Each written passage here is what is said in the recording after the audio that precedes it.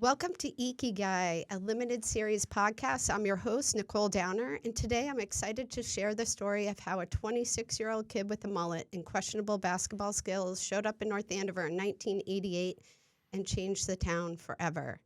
I'm excited because it isn't just a history, it's a map of leadership and outline of a recipe that creates change.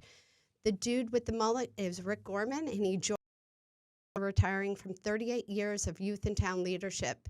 He is now mulletless and has a hell of a story to share. Welcome, Rick. Thanks for having me, Nicole. I do not have a mullet anymore, but excited to be here today and excited to share our story. Great.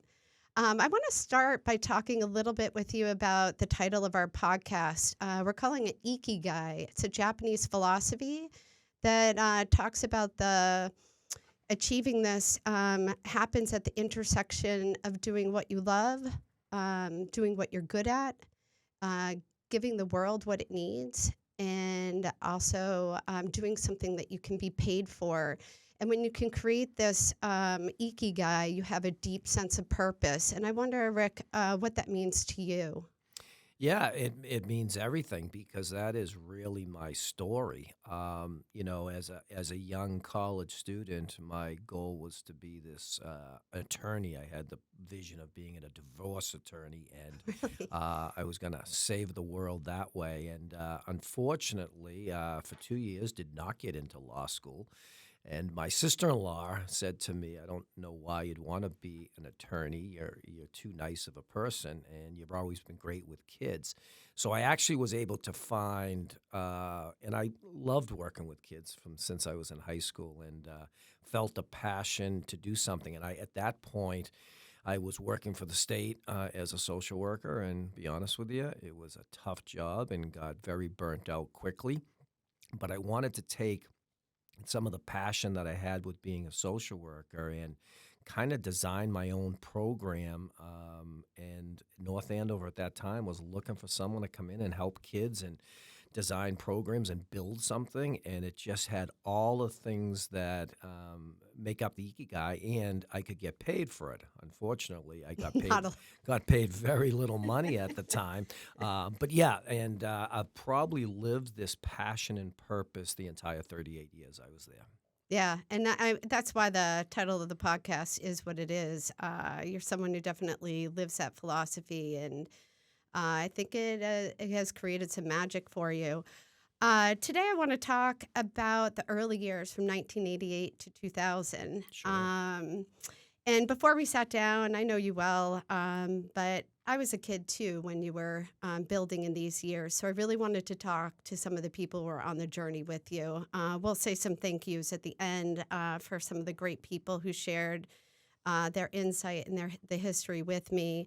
But as I was talking to folks, I got really interested or curious about this recipe for leadership.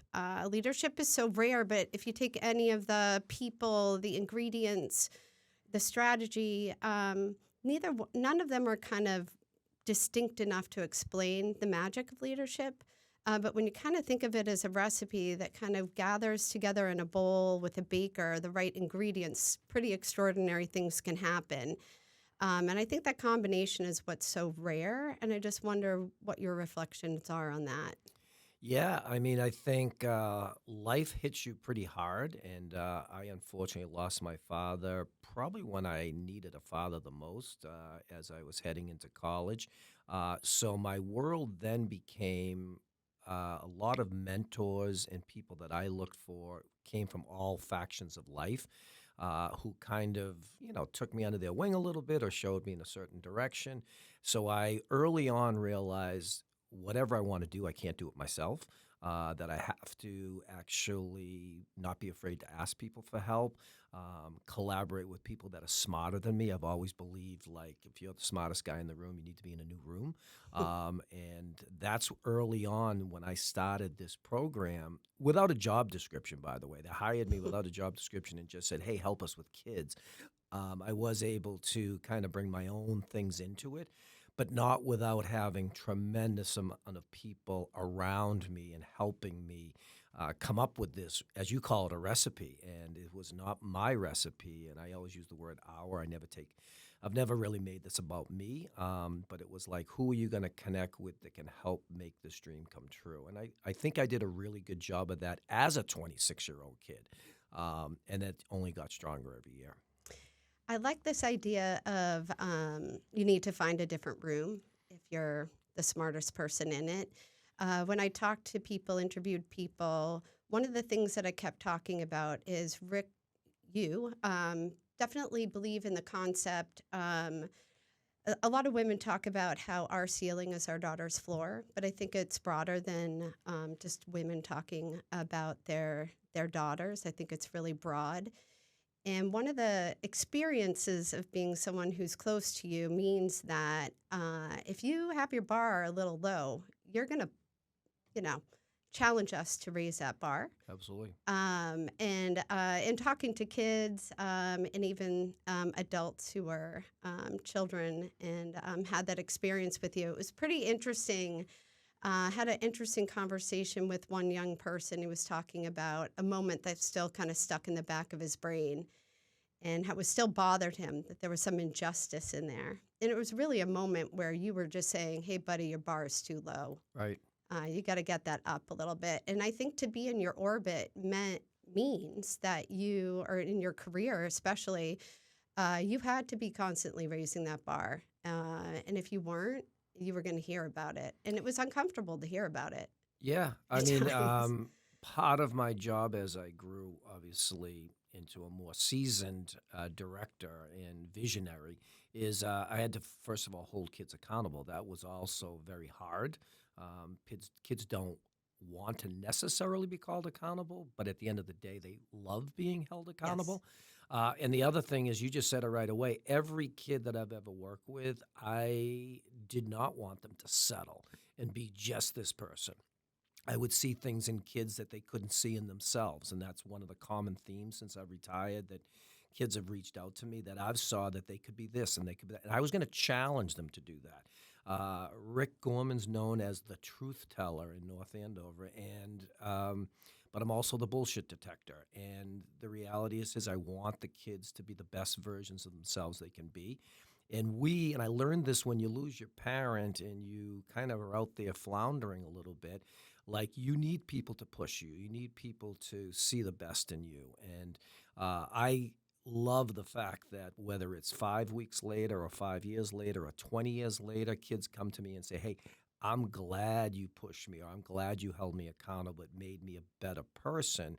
That was always what I wanted right from the beginning. Yeah, and I see you maybe honing those skills from 1988 to 2000 because you had to do that for an entire community. During this time period, Rick was hired in 1988. Soon after you came, I can't wait to hear the story. The idea of building a youth center became the vision and mission of the role. And I think you had to create a community that was able to raise a bar to imagine a space that no other community had.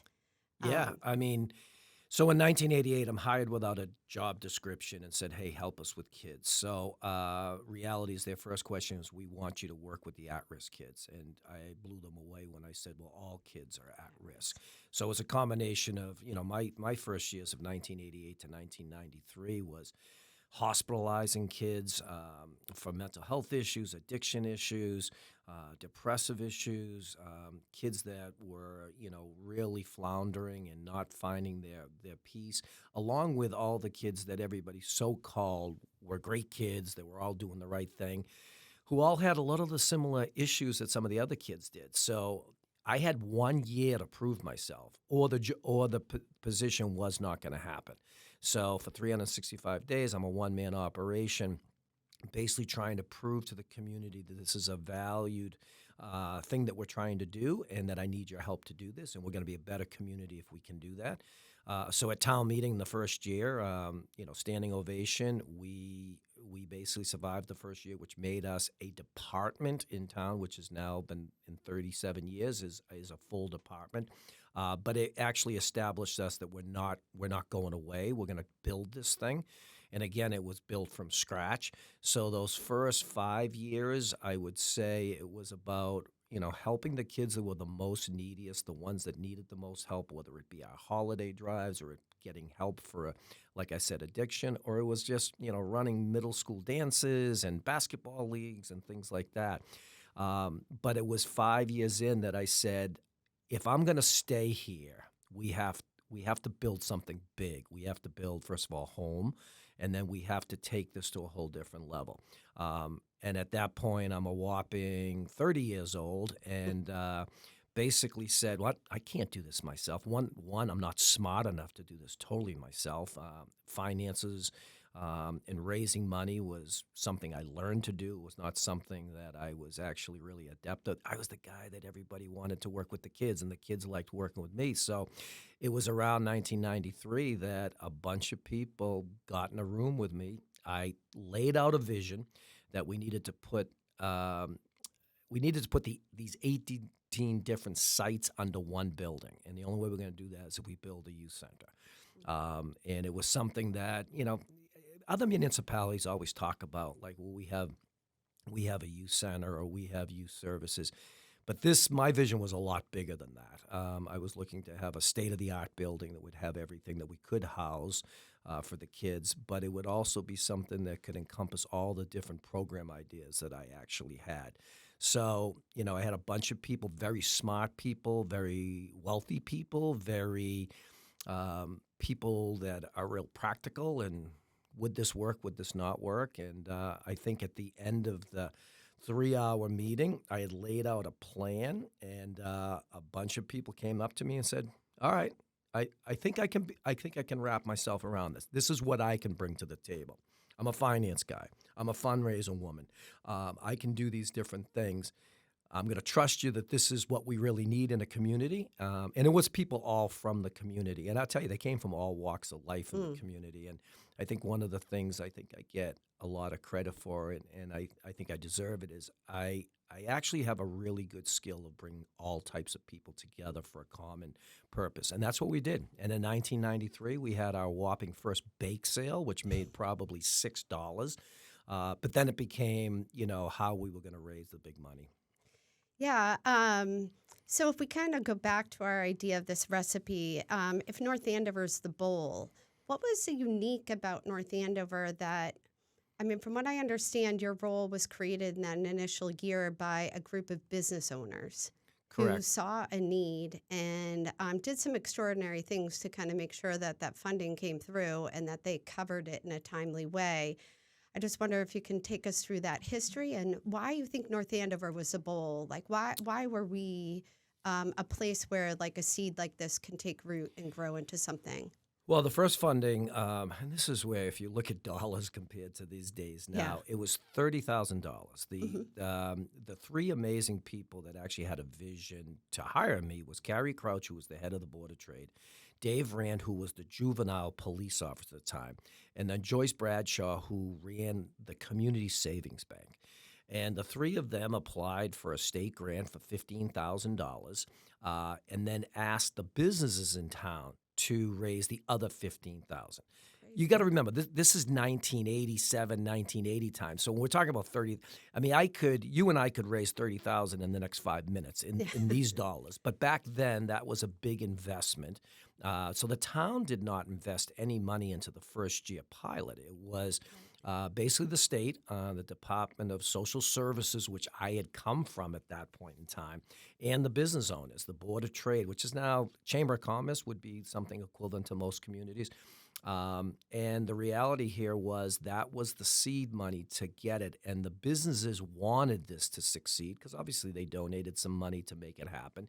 But there were also some business owners that wanted me to do some things for kids because they were having difficulty maybe with some kids hanging around their business and things like that. So I think everybody jumped on the idea of a vision that maybe this could work. And again, it was a 1-year pilot. If it didn't work, I don't think the businesses would have flinched too much, but they did want this to succeed. So that was the initial, those three people, and then they brought on 5 kids on the selection committee who asked the best questions, by the way, because kids always ask the best questions.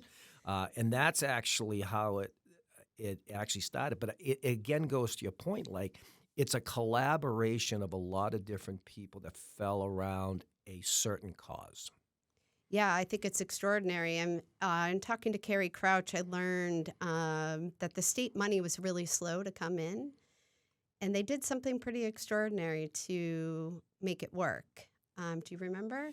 I don't 100% remember. I know that Carrie was very concerned because remember, this was paying my paycheck every Right. week, and I had taken a whopping $7,000 pay cut to come here. But she always protected me around like this was going to be okay. So I'd love to hear how she has shared this with you.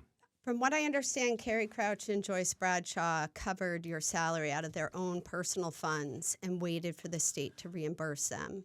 And so they and their businesses made sure that you were paid, because why would you stay if you weren't getting paid?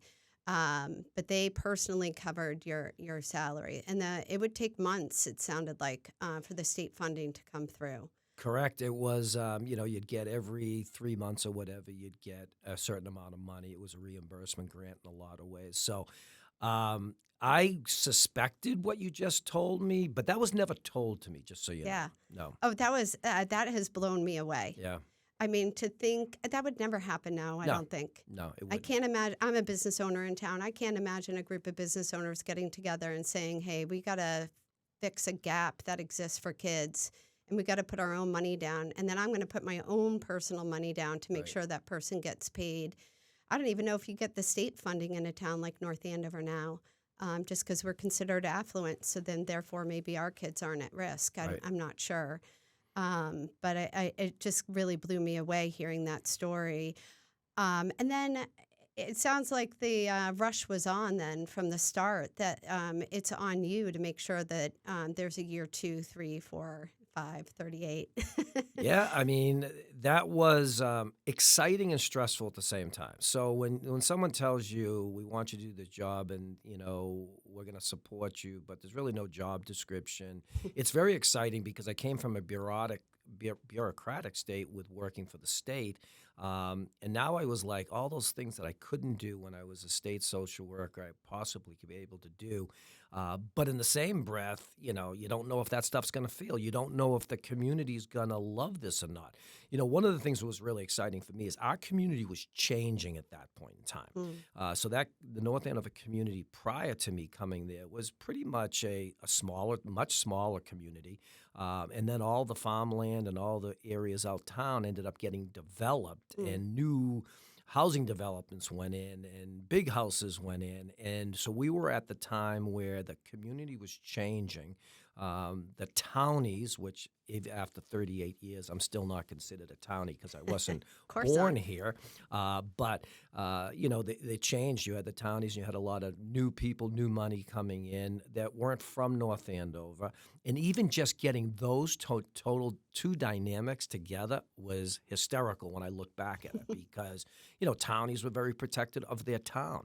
The new people didn't really care about the townies. Like, we're North Andover too. So just the dynamic, getting all those people to work together for a common cause. And this was the common cause that got people together because it's always easy to rally around kids the way I've seen it here. Yeah, there was Peter Breen talks a little bit about like a West Side Story, that the dividing line of Route 125, I think it was. Yeah. And you had the rats, and what was the other side called? What was the other side called? Surprised Peter didn't tell you. I think he did, and now I'm forgetting. Was it the Sharks? I don't know. But So he represented his family had the grown, Hicks, maybe? Not sure. Yeah, okay. He represented the people his family had grown up there for centuries, right? Right. So he represented that. And then to see him end up getting extremely close with people that just moved into town a year ago, for the simple reason is, hey, we got kids the same age. This is something that we really want to build. That itself, I don't think gets talked about a lot because that was challenging at first. Oh, we're such a towny town. Yeah. Even now, Even but now, there's still especially then. some of that there. Yeah.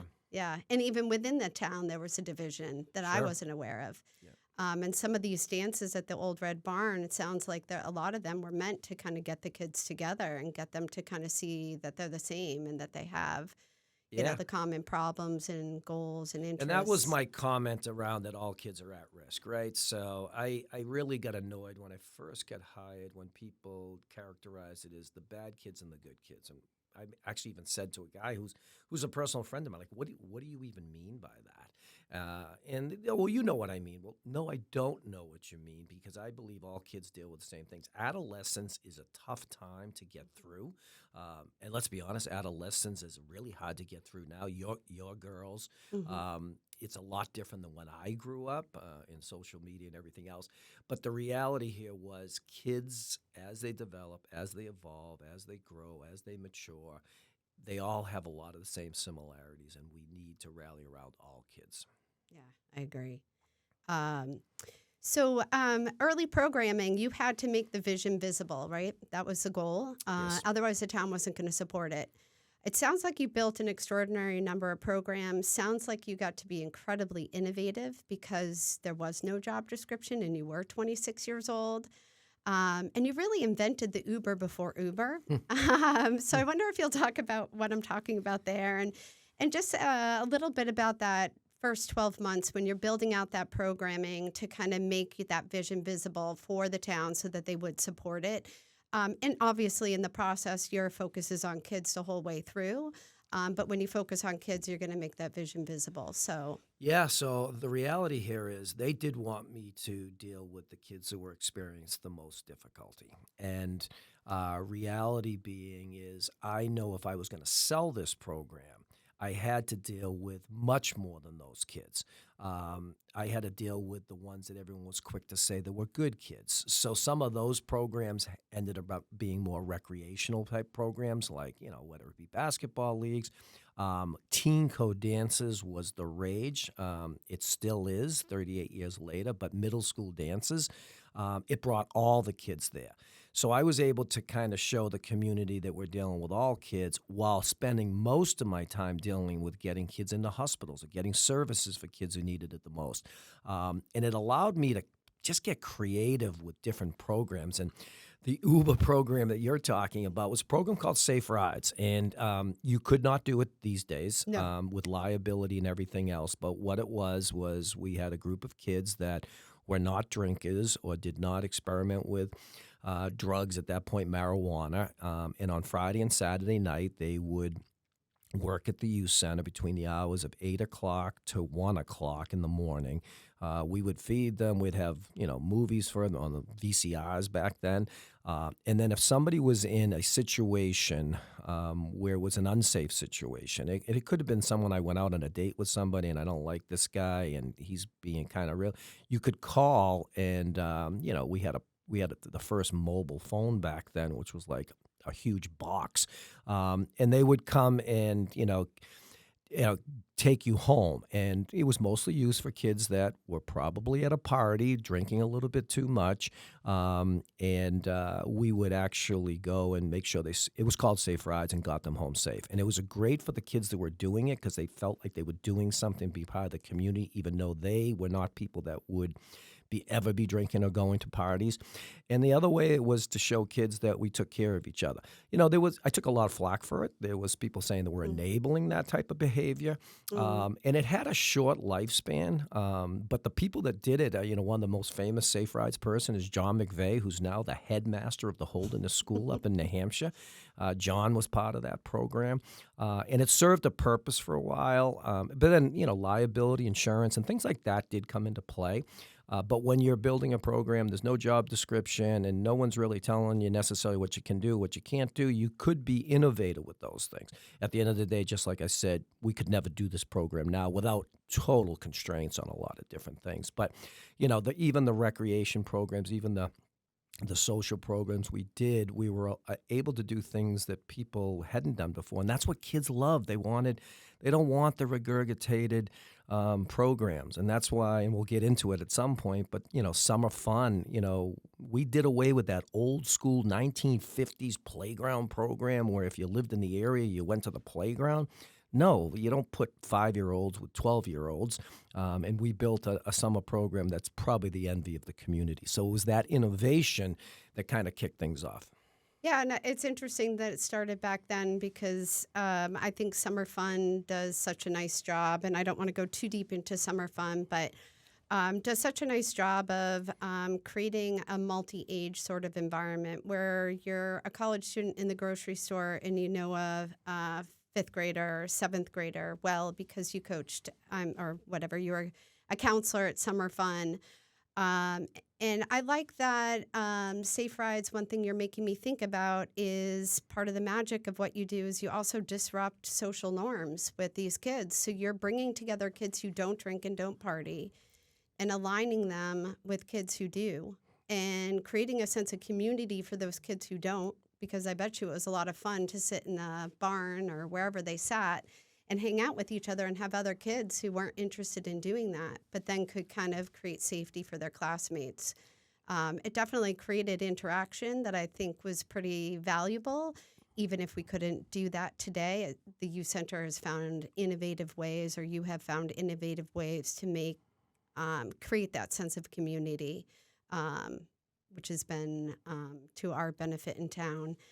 But moving on, I just want to talk about you as the baker. So we need someone to believe in, someone who can gather and mix the ingredients. And really, it's someone who can disrupt. And I just want to see what you think of what's that been like to be someone who can disrupt? You have to have a lot of confidence to come into a town as an outsider in a towny town and come in and change things and have the courage to do that. What was that like at 26 years Yeah, I old? mean, it was hard at 26, and I don't think I was really good at being a disruptor when I was 26. But I was big at listening to people that again knew more than I did. So there was my first superintendent of schools I worked for was George Blaisdell, who was actually a former military person. Guys like Peter Breen, guys like Joe Walsh, who our football stadium's named after, which basically gave me the confidence to be a disruptor, because George would tell me, you can't be afraid to tell people what the truth is. You can't be afraid to do it. You can't worry about hurting people's feelings. And I think what I did is I grew into that position really well of being able to not just go with the status quo.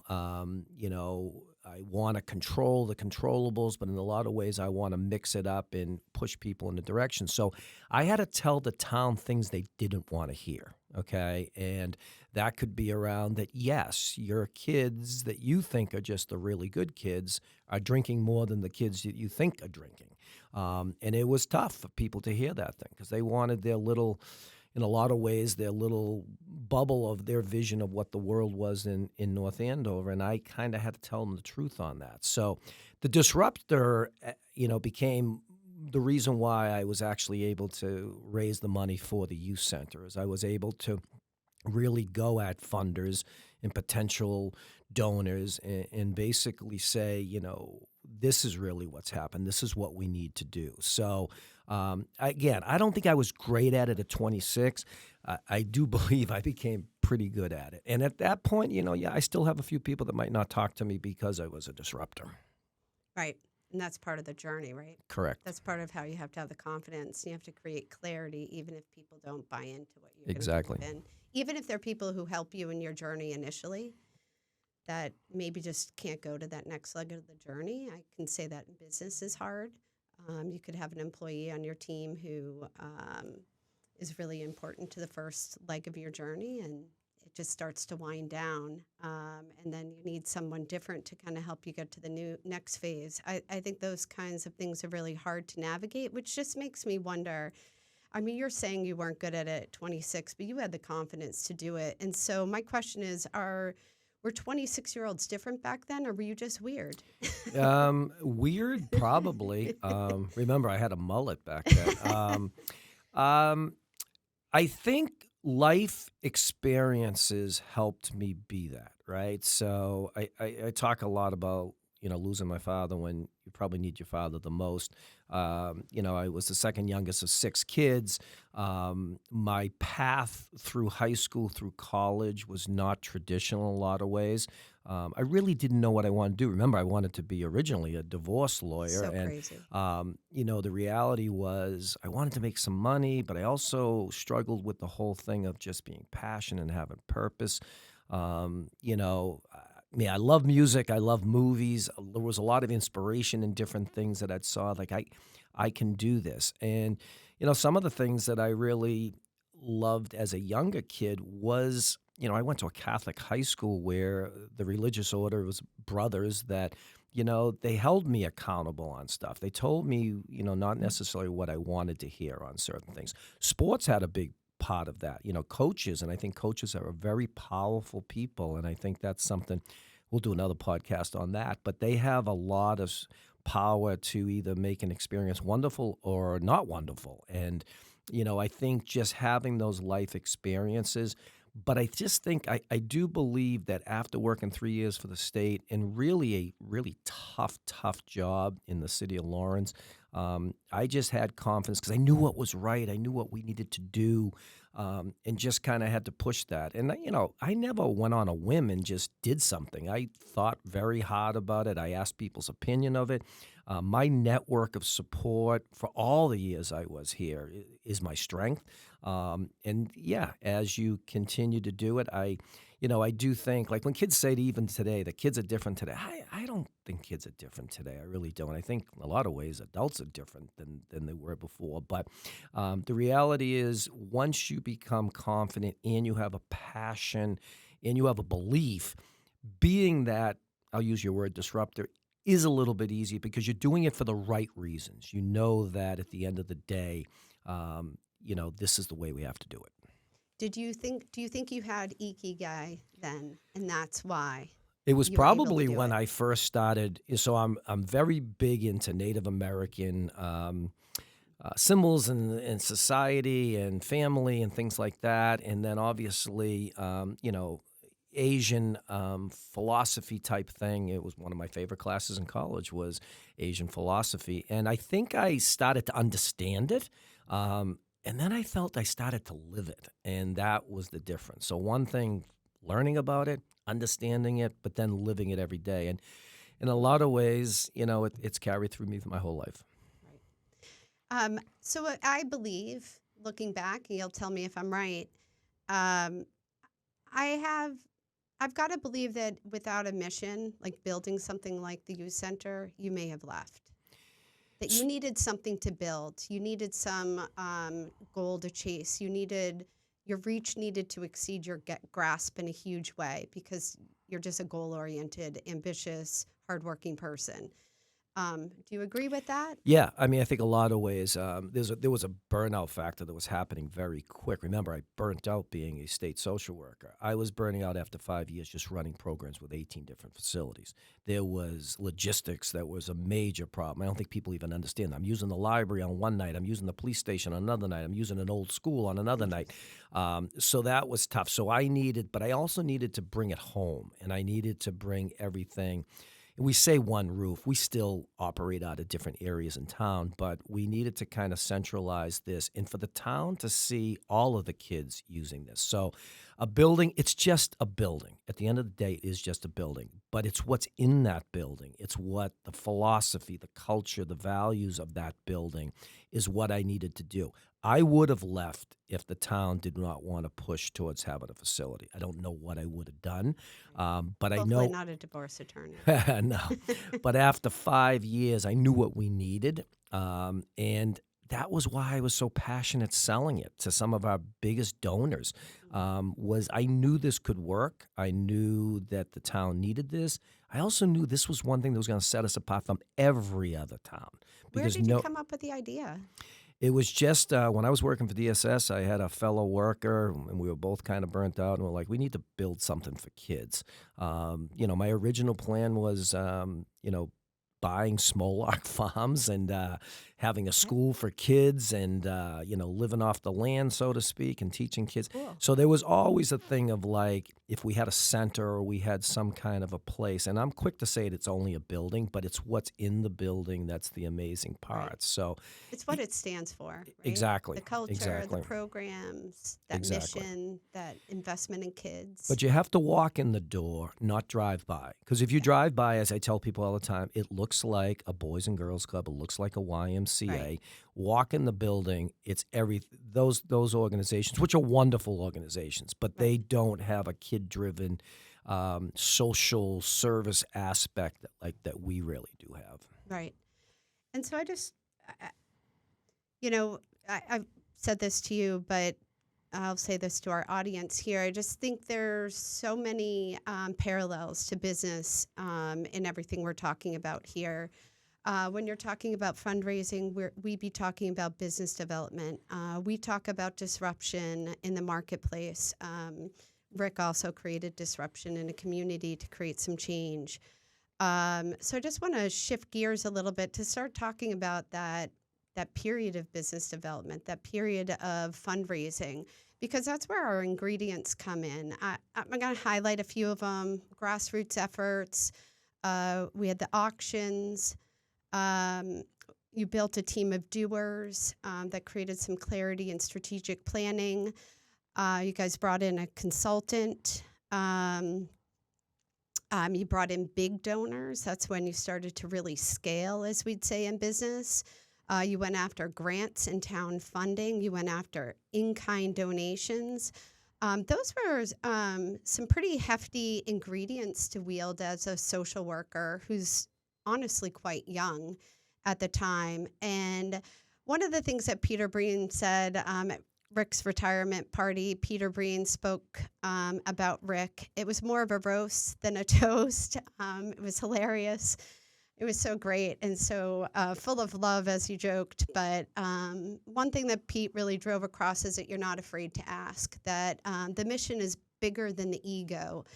And let's start with those grassroots efforts, kind of how it started. What did that look like?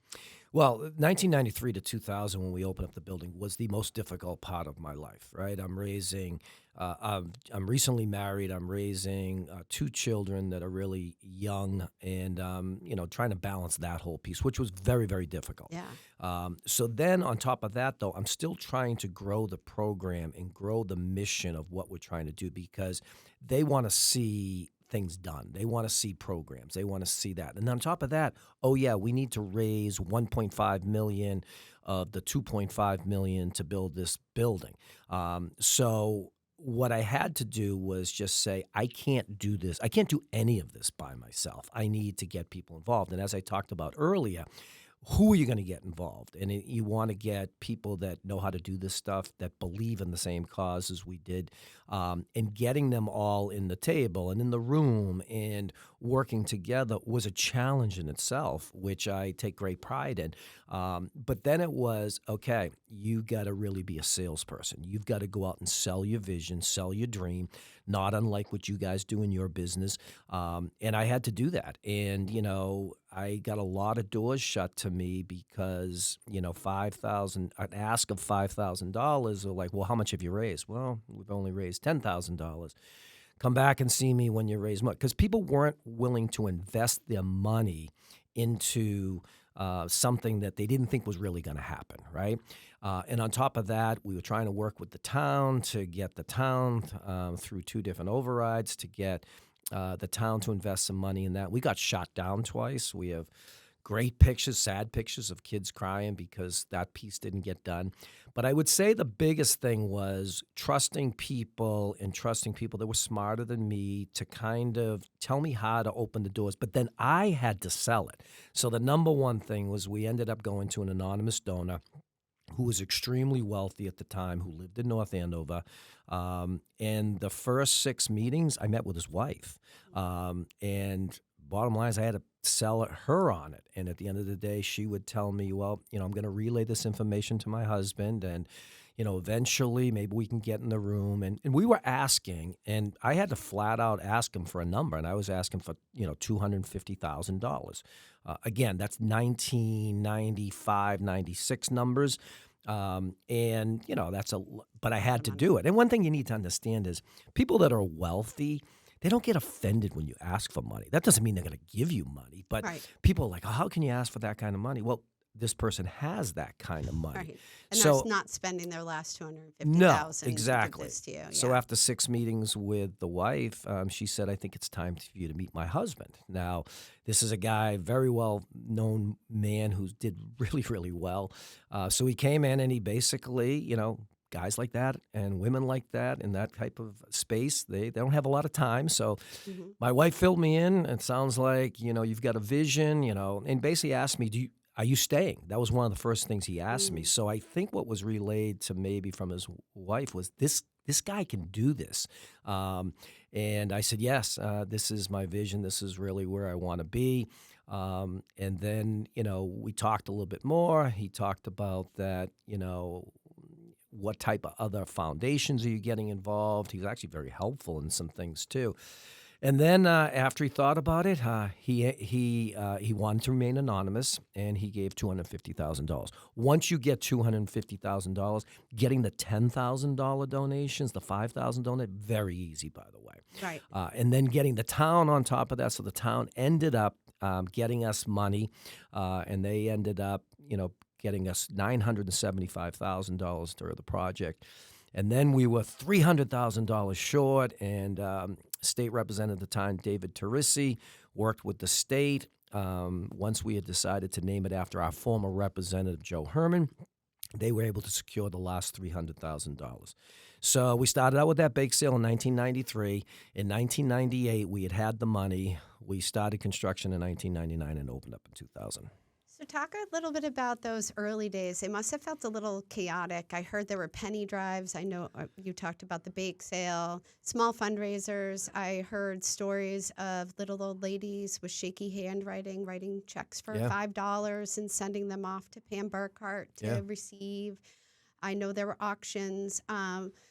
The way I think of it is that period of time built awareness and an emotional investment that was really important, but I'm sure it was really chaotic and disorganized at the same time. And at least initially, a lot of people involved, maybe not a clear strategy yet.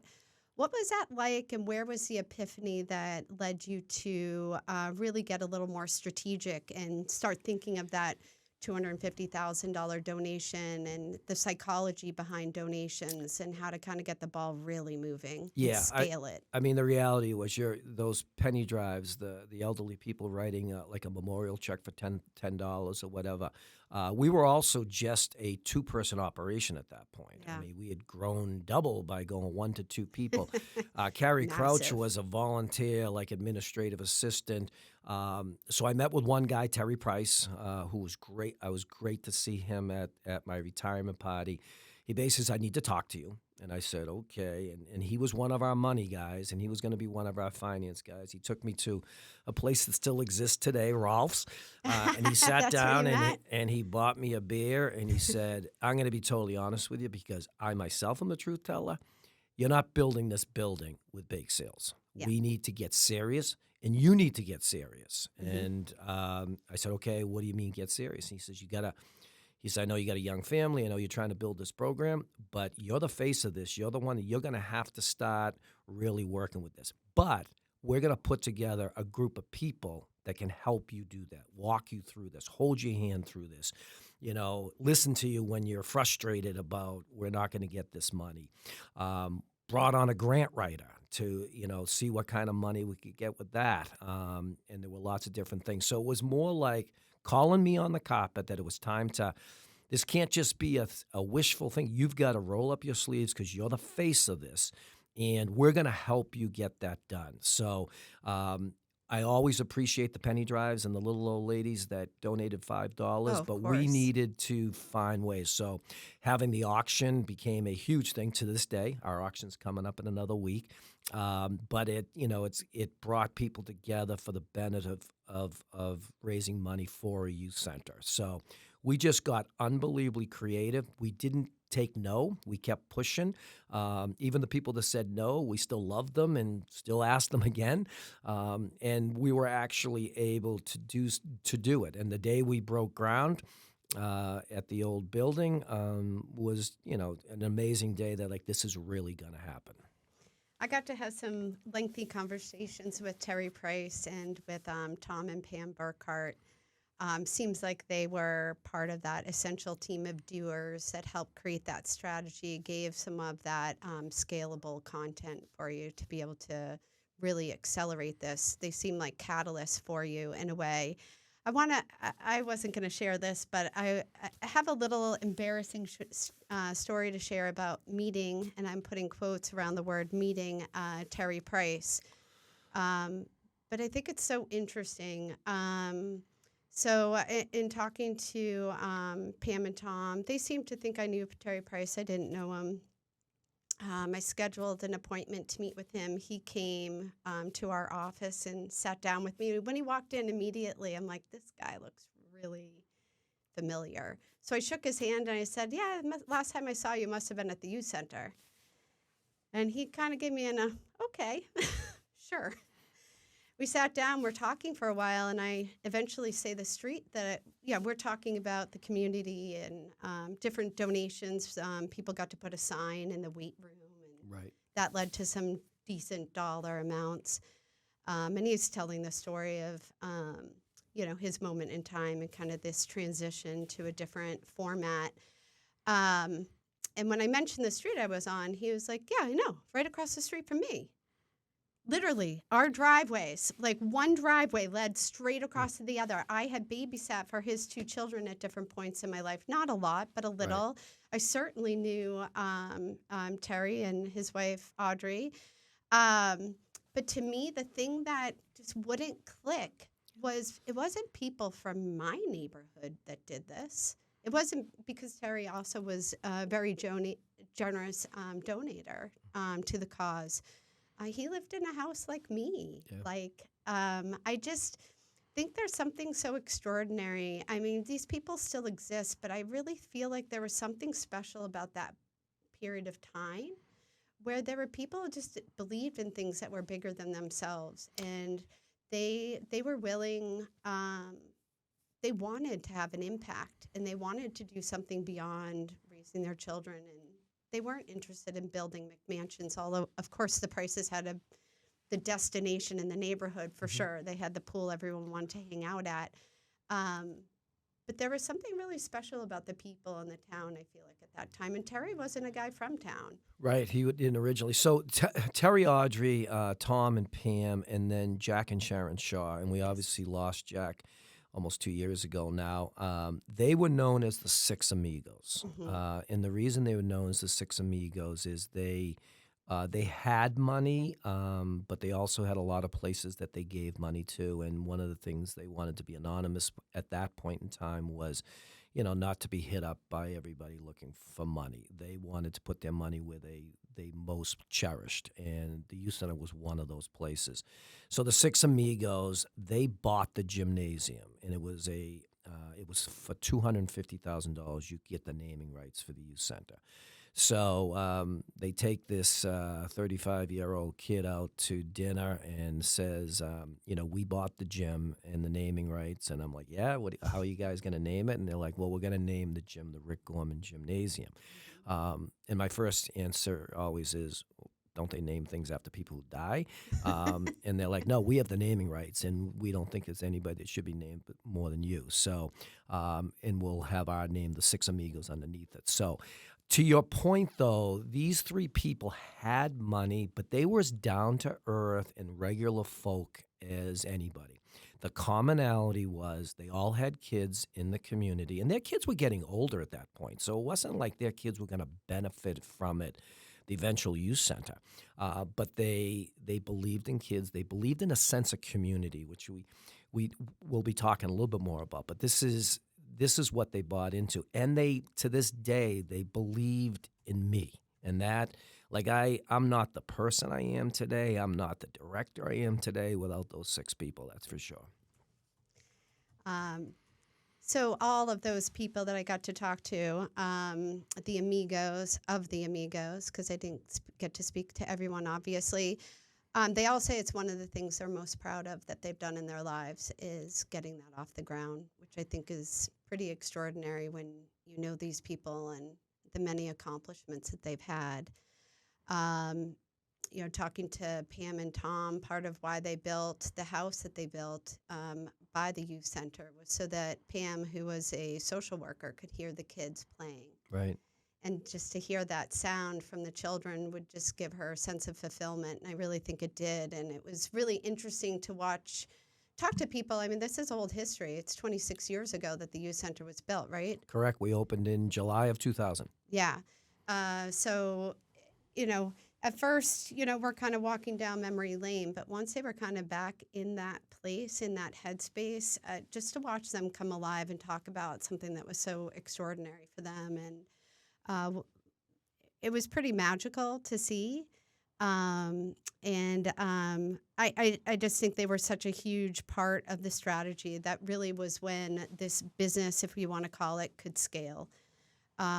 Terry talks about bringing in a consultant and some sort of triangle. Can you give us do you remember that? So we did bring in a consultant because, again, even the smartest people that I was working with, they hadn't raised money for this type of a facility before, so they brought in a consultant.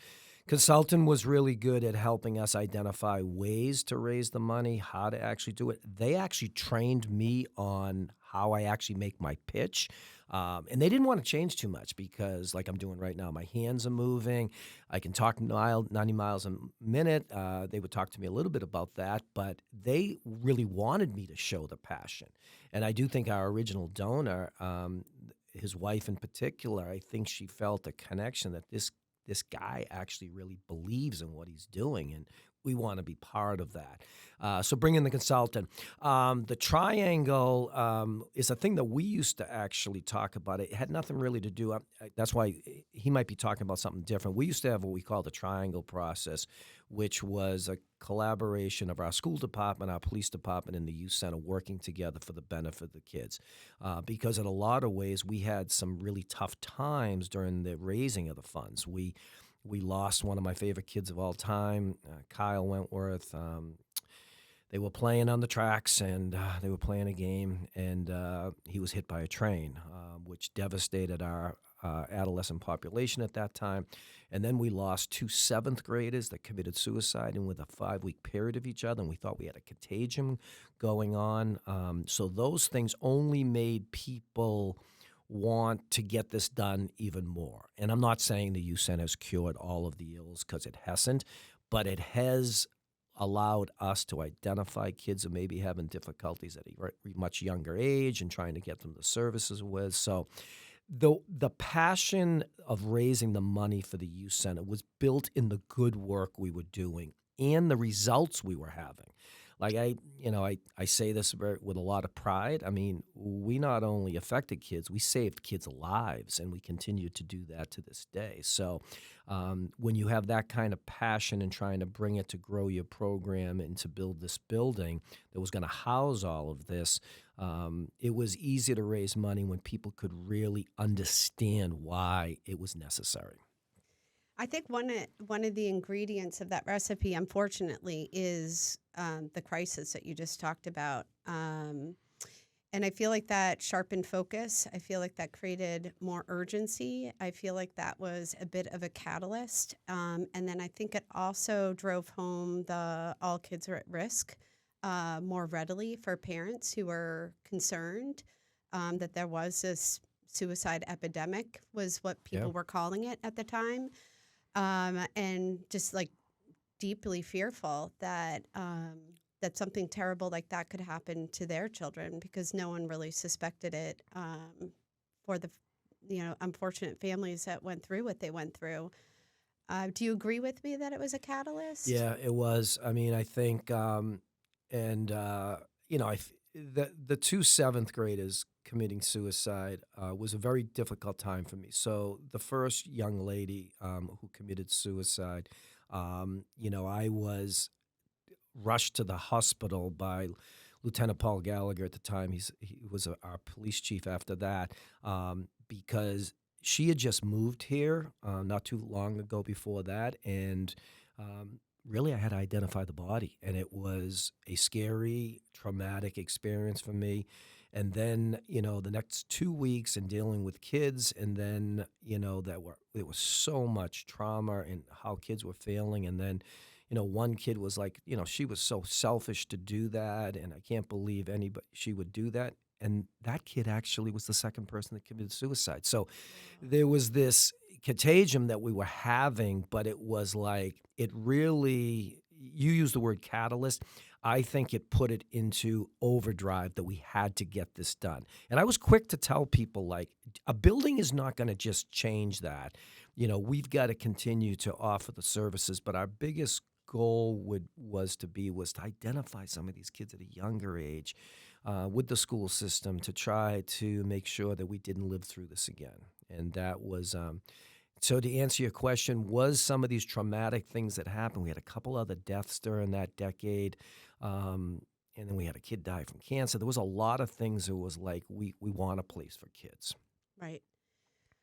Did it get people off the sidelines that were on them before? So two things happen when you get off the sidelines. I love how you say that, because those people that were holding their $5,000 to $10,000, they got off the sidelines when they saw this was going to probably happen.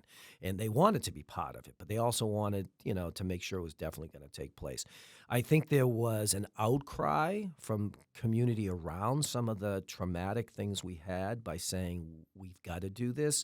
How can I do it? It wasn't always just about donating money. It was donating time. It was donating, I want to be part of what you're doing. I want to believe in kids like you believe in kids. And this was parents, older people, senior citizens, young kids, young leaders that wanted to do this. So, yeah, I mean, I don't want to say, we had to lose some kids to build the youth center, because that's not what I mean. No. But the reality here was it did put us into what I call overdrive to let's get this project done. Right. It needs to happen because all kids are at risk. Exactly. Right. I feel like that's a really good launching point for not everyone who participated or helped drive for this had a lot of financial things to contribute, but there are a lot of in-kind donations, a lot of volunteering of time. Just want to hear from you a little bit of some of those people who helped make that happen, what their leadership meant, and what extraordinary skills they brought to the table. Yeah, it was great. Some people that just said, I can bring my expertise. So we got more and more people in the psychological field, whether it be psychologists, therapists, or whatever, to actually connect and volunteer some time. I was able to get kids into therapy. They took them pro bono. So those were some different things like that.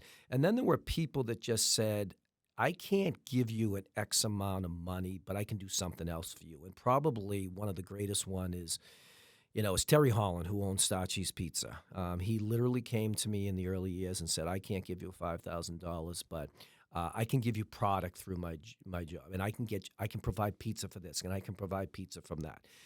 It would blow you away how much money over the years Terry Holland and Beth and Stacci's Pizza has given to the youth center in these in-kind donations.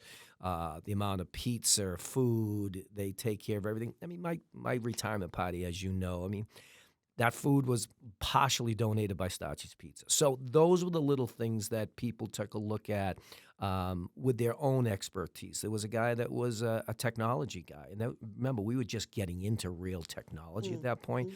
And, I knew very little about technology. He came in and said, listen, I can't give you any money, but I can give you 10 hours a week.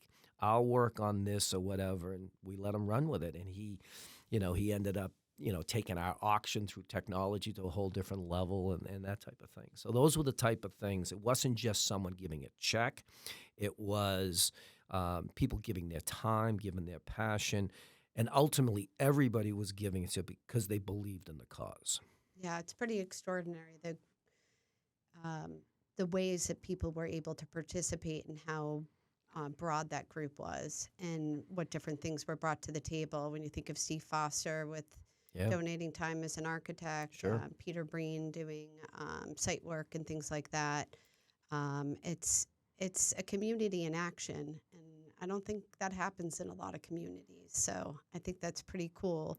But I think it can. So Yeah. I have an optimistic that I think what people miss the boat on is, and I'm not saying that we should be a total study on this, but there are some communities that they want to do everything themselves, or people in that community. Like, we don't want to partner. We don't want to collaborate with people. We've got an idea, we're doing. And the reality is you have to collaborate. You have to partner with people. You have to bring in people. And I say this to the kids all the time. It's the same as basketball. If you're the best basketball player at the court, go to a new court, because you've got to find people that are going to take you to a whole level, to hold you accountable, to push you, and to be a truth teller on that. And all of these people through the years, and that's why my retirement party was so special in many ways, is there were 38 years of different people helping us, So Terry was probably the oldest person there, and then Nicole Caramo, who's our rock star at the youth center right now, was probably our youngest, and everybody in between. It was wild. That's great. Yeah, I think a lot of towns may not have been ready to have someone disrupt, because that's destabilizing. That Absolutely. creates some unhappy people in the process of trying to get people to engage with a dream, which just makes me think that North Andover, being that bowl, that place where the ingredients were combined, we must have had a growth mindset at the time. We must have had the ability to believe in something bigger, and not have that scarcity mindset that I feel like a lot of people have right now, where we have to hoard our things, and we can't give because we have so little time. Can you talk a little Yeah, I about mean, North I think Andover? we didn't have that terminology back then, but that's exactly what we had. I think everybody was protective. I remember I came from working with the city of Lawrence, where social organizations in the cities of Lawrence never worked together because they were all competing with the same dollars and supposedly competing with the same causes. I saw that when I came to North Andover. I mean, I replaced a part-time guy that literally didn't talk to me for 5 years because I was going to be doing something possibly better than he did, and he wasn't ready to deal with that. And there were different groups that didn't really want to they all had their niche and stuff. And I think it was probably, I mean, I probably had a growth mindset before most people had a growth mindset. And I think, again, life experience, I think, had to do a lot with that. But I rallied myself around like-minded thinking people in that area. And you got to remember that the common denominator for all these people was kids. Their kids, their future kids, their eventual grandchildren and stuff like that. Was the reality is, like, we can do this, and it doesn't really matter who takes credit for it. Like Peter Breen, people don't understand how much Peter Breen did pro bono. Like, he was the guy. I mean, the outside basketball court in that area there, that wasn't part of the construction. He did that. Mhm. He jokes with me to this day that he's still bleeding from his donation, 25 years ago. But do not minimize the amount of work and time his company put into doing that. And he's as big as the Six Amigos and the anonymous donor that originally started. So, yeah, I think people started to think outside the box, and that the community needed this. And the other thing is, I think our community, we always take second billing to Andover. So Andover, for our listeners here, is next door to us, and it's always been considered Andover and then North Andover. And then I remember Peter Breen and a few people saying to me, we're going to do something Andover hasn't done, and we're going to build a youth center. Yeah. And I think there was a competitive piece on that. So when we did bring over some representatives from Andover. I'll keep him anonymously, but he was a big shot with a big mouth who basically said, this is nice, but we're going to build it bigger and faster than you did in North Andover. Well, they did build it a little bit bigger, but it also took them an additional 20 years. So, Just a hair longer. yeah. So I think there was a sense of pride. We talk about this. Do we still have the sense of community in North Andover? Do we still have the pride? I think there's times that I'm challenged to think we do, and then there's other times where, like, we do have it. It just needs to be, people need to be reminded of it. I'm just curious. You've mentioned sports quite a bit. I know being an athlete is important to you. I know athletics is an important part of the youth center model, and part of the culture there has avenues for athletes. How much? I mean, I'm definitely someone who academics were like a path for me, but my own husband, very well, Chris. Athletics taught him everything he needed to know to be successful in life. Showing up on time, putting self below the needs of the team, Yep. working through pain, all of that stuff. But I feel like I'd be a little remiss in this conversation of a recipe of your success here to not include the ways in which athletics kind of shaped you or coaches shaped you. Yeah, Um, I mean, I would like to think I was an athlete my whole life. I love athletics. My son was a very successful basketball player, both at the high school and college level, and he has his own nonprofit now. And we talk together a lot about everything we've learned in life. We've learned through athletics, and I honestly believe that. I learned what it's like to work with a team, for a team, with a team. I've learned, that we have to sacrifice for the better of the team. And I think, an analogy with the youth center is we all sacrificed a lot for the common goal of building this program, not just the building, but building this program. So, I've learned from, teachers and coaches that, held me accountable, told me the truth, didn't tell me what I wanted to hear, tell me what I needed to hear. And all the things that I've learned in basketball. That's why, and again, I remember you, when we used to play basketball, you showed up to watch the game and you were reading a book. So, one of the things I'm biggest proud of is that we work with all types of kids because I think each one of those factions and their genres and their interests have taught them things about how to be part of our business model and our business culture. I've said for the longest time, that the culture at the youth center is second to none. I do think the high school, some of their sports teams do have really good cultures, but what we've established here did not happen overnight. Our culture is continuing to evolve 38 years, and a lot of it is what I learned as an athlete, as a young person who wasn't afraid to hear from people smarter than him on how to do things. And those mentors I had when my father died, to this day, they're part of the people that helped make me this person that I am today. I've got to think that's where the keep raising the ceiling comes from. Never, Because you don't win a championship unless you keep raising that ceiling. You keep pushing it higher, pushing it higher. right. Um, As you know, as a parent, we call the summer every year the best summer ever. And the goal is that it's next year will be better than the year before, and it'll be right. better than the year after that. And a lot of it is, are we gonna rest on our laurels? Because we could rest on our laurels. Our summer program is off the hook. It sells out all the time. But if we just did that, then it'll get stale. Like, we're always trying to raise the bar, as you said, trying to make it better. And the proof is the kids that work for us and who they are and what they become as leaders themselves. Like, we keep pushing that, and I think that's just extremely important. If we just sit back and just rest on our laurels, it's not going to work. It's going to fall eventually, and you got to keep challenging yourself. Like, I've had kids say to me, geez, we're doing a great job. Can't we just, rest on our laurels, as you say? And I go, no, we've got to get better. And I think that's the challenge. That with businesses, I had challenged that in my own field here in the nonprofit human services. Like, let's just try to keep getting better. We can improve. There's always ways to improve. I just find it really hilarious to think about the guy who wanted to be a divorce attorney coming to a town like this. We estimated, every person I met with, we tried to estimate how many lives you've touched, whether you're taking pressure off families and helping adults, whether you're working with parents who have problems with children or addressing problems within a marriage to help a child, whether you're helping children, going to hospitals, things like that. But to think of, we were estimating something like 30,000 people is not an outrageous number.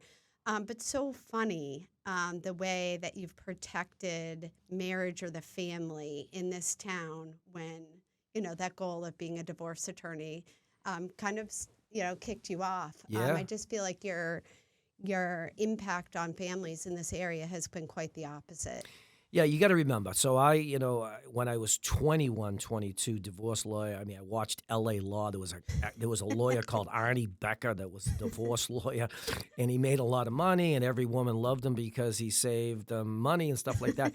that's how warped my decision was Yeah. as a 21-year-old. Right. But to complete opposite, just like my sister-in-law telling me you wouldn't be good at that anyways, and that you're really good at this. Right. It was good to hear someone say, no, you're good at something else, and to grow that, because I am the complete opposite of that. Yeah. I'm a product of a divorce now, which is, it's never easy. Hmm. And the reality is family's first to me, regardless of what your family looks like. And, in my retirement party, I eloquently talked about my 2 kids, but I really have 3 kids. George and Yang, he's not my biological son, but he grew up at my house, and that's our family and keeping family together. And it's tough, as you know, in our community, we have our divorce rate may be like 50%. I mean, it does happen, but keeping the family together, whatever that family looks like, and preaching family is extremely important. And for the youth center, it's our family. Like we always tell people, you work for us for a short period of time, but you're always going to be YC fam. That's the way we say it, YC fam, because what we built is a family. Yeah, and I think that translates to business as well. You should be so proud that you train people up enough that they could go on somewhere else. And that's kind of your model, is preparing the kids for the world. And I think it's extraordinary the way someone can leave the youth center fold, but you're actively on LinkedIn, trying to keep those connections and hold on to those threads. Is very real. And I mean, we lose people at the youth center. We don't pay a lot of money, so that's a part of it. But whether we did pay, well, I'm always looking for my staff and kids to become the best versions of themselves. And one of the great things, I think I told you this, I'm on LinkedIn, and I've never looked for a job in my life. I'm on LinkedIn because it's my way to stay connected with everybody that's come through the youth center. Every kid that's a high school kid that gets their first LinkedIn page, it's pretty cool to connect with Rick, the one adult they know besides their parents. And to look at it every single day and see accomplishments that these kids are doing, or some of the stuff that some of the people are doing that came through my doors and working with me. I am so proud of the people that become, and I'm just proud to have been a very small part of their journey. before we wrap up here, I have one more question for you. I'm curious to know if you think the youth center could be built today. Imagine you're 26 years old. Would you be brought to this town if we didn't have a youth center or a youth director? And do you think this recipe could be made today? So unfortunately, I think we live in a different, where a 26-year-old kid would probably not get this job. And that's a reality. My successor, who's going to do a phenomenal job, Joe Augusto, is in his 50s now, and he's going to take this to a new level. I'm very proud of the selection, and I think he's going to do great. Do I think that it could be built again? I absolutely do. It may be a different style on how we get people involved. It could be a different style of how we raise money. The reality here is I look at the auctions we do now. There's more money in our room in the auction now than there was the years we built the youth center. Again, it has to be who's the face of it, who's the voice of it, and who's surrounded by that person. So male or female, like I tell people, I never say I built the youth center. I always say we built the youth center. So if there's a passion, I think people want to believe in something. They want to believe that they can accomplish something, and they want to believe in a person. And I think I was able to do that at a very young age, but I still think it can be done. That's why I get a little annoyed with communities that don't invest in kids like we've invested in kids. And again, I get it. We have to make sure we have enough fire, police, DPW. Obviously, you need that. But the reality is, are you willing to invest in your kids? And what way are you willing to invest in your kids? So, yes, I'm gonna stand firm that in the right scenario with the right people and the right connections, it can be built again. I love it. I love that recipe can be created again. As we close today, I just want to thank a few people who made all of this possible. Carrie Crouch, I want to thank you for identifying the need for Rick and for all you did to inform me and make all of this possible. I want to thank Peter Breen. He was our town historian. I want to thank him for the in-kind donations and the momentum he created and the way he contributed to my understanding of these years from 88 to 2000. I want to thank the amigos I was able to speak with, Tom and Pam Burkhart and Terry and Audrey Price. I want to thank my husband, Chris Downer, someone who was there from the beginning, also a kid. It was great growing up with Rick as a mentor, and he was able to reflect on that perspective as well. Spoke to many, many more people, but we'll leave those for a later podcast. Thanks for joining us. Thank you.